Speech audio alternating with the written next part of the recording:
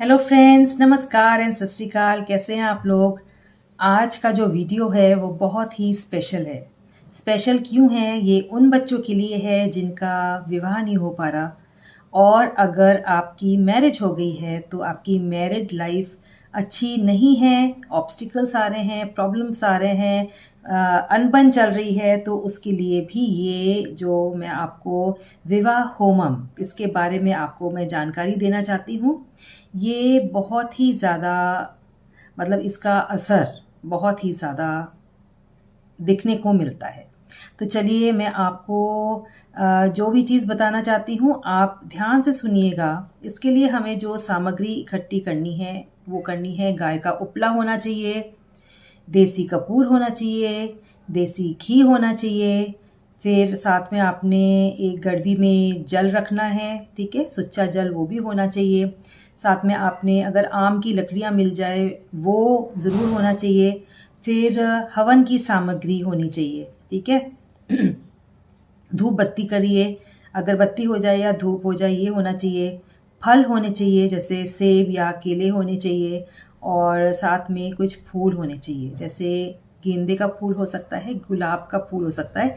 इनकी पंखुड़ियों का इस्तेमाल किया जाता है। इनकी जो डंडी है उसको तोड़ दीजिए, सिर्फ आपने पत्तियां जो उनकी पंखुड़ी होती है उसको आपने यूज़ करना है। तो अब आपने जो है इन सबको आपने एक हवन के कुंड में आपने इन सबको आपने जलाना है, ठीक है। जलाने के बाद आपने एक हवन तैयार करना है, और उसके बाद आपने जिन मंत्रों का उच्चारण करना है ताकि आपका विवाह जल्दी से जल्दी हो जाए, वो आपने कार्य करना है।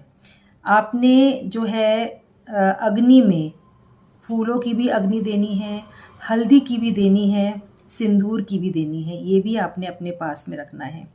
और उसके बाद आपने प्रार्थना करनी है अग्निदेव से कि आपकी जो शादी है वो जल्दी हो जाए। जिस भी कारण से आपका विवाह नहीं हो पा रहा है, तो आपके जो प्रॉब्लम्स जो भी आ रहे हैं वो जल्दी से जल्दी ठीक हो जाए।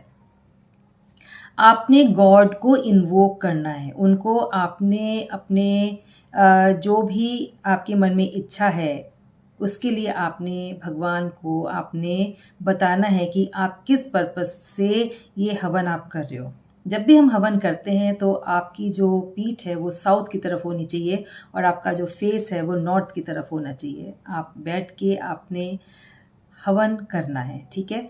और आपने जो है जिस मंत्र का उच्चारण करना है, मंत्रों का उच्चारण करना है, वो है ओम श्री शुक्राय नमः, ठीक है। एक तो ये मंत्र हो गया ओम श्री शुक्राय नमः, क्योंकि ज़्यादातर जो है मैरिज क्यों डिले होती है, जब आपका शुक्र कमज़ोर होता है।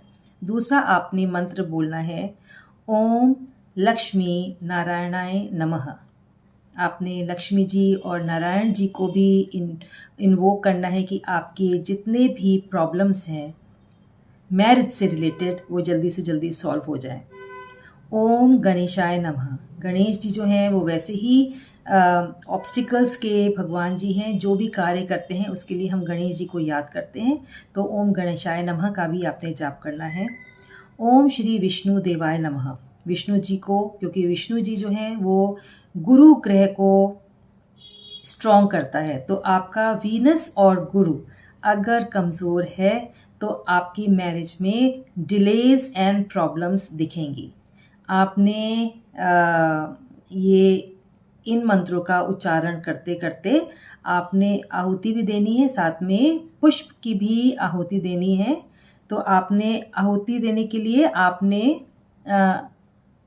मंत्रों का साथ साथ आपने उच्चारण करना है। अब ये जो उपाय है ये जो हवन है, विवाह हवन जिसको हम बोलते हैं विवाह होमम, ये आपने करना कब है, ये किस दिन कर सकते हो। ये अगर आपकी जो मैरिज है वो फिक्स हो गई है, ठीक है, एंगेजमेंट फिक्स हो गई है, या अभी विवाह नहीं हुआ है, उसके लिए भी है, ताकि आपकी जल्दी से जल्दी आपका विवाह हो जाए। और अक्षय तृतीय वाले दिन करिए, ठीक है। या आप किसी भी एस्ट्रोलॉजर से या मुझे भी भेज के आप ट्रांजिट्स के बारे में देख सकते हो। जब शुक्र का ट्रांजिट हो रहा है और जुपिटर का ट्रांजिट हो रहा है, तब आप ये अगर उपाय करते हो तो ये बहुत ही आपको फल इसका मिलेगा। और ये कम से कम आप आधा पौना घंटा बैठ के, 1 घंटा बैठ के अच्छी तरह इस हवन को आप करिए ताकि आपको इसका फल मिले। और एक चीज़ ध्यान रखिएगा, जब आप पुष्प को आप अग्नि में आप हवन कर रहे हो तो आपने ओम पुष्पम समर्पयामि ये ज़रूर बोलना है, ताकि आपका जो हवन है पुष्प को अग्नि में देने से भी आपका जो शुक्र है वो अच्छा हो जाएगा और हमारे जो देवी देवता हैं वो भी बहुत प्रसन्न हो जाएंगे। तो ये आप करना स्टार्ट कर दीजिए। फ्राइडे वाले दिन कर सकते हो, और जब कोई अच्छा दिन आता है उस दिन आप ज़रूर करिए। तो जिनके भी विवाह में देरी हो रही है उनके रास्ते खुलने शुरू हो जाएंगे। तो आप मुझे बताइएगा कि किस किस के उपाय करने के बाद प्रपोजल्स अच्छे आए हैं, ये आप मुझे ज़रूर बताइएगा। मेरे फ़ोन नंबर जो डिस्प्ले हो रहा है उस पर आप मैसेज करके मुझे बताइएगा ज़रूर। Okay, see you again next week. Till then bye and take care.